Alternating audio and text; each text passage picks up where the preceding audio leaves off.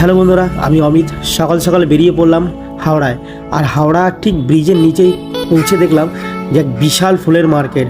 আর চারিদিকে নানা রকম ফুল, আর গন্ধে তো পুরো এরিয়াটা মানে মনে হচ্ছে কেউ পারফিউম ছিটিয়ে দিয়েছে। এত সুন্দর ফুলের গন্ধ আর এত নানা রকম ধরনের ফুল, যেটা আমি প্রথমবার হয়তো দেখলাম।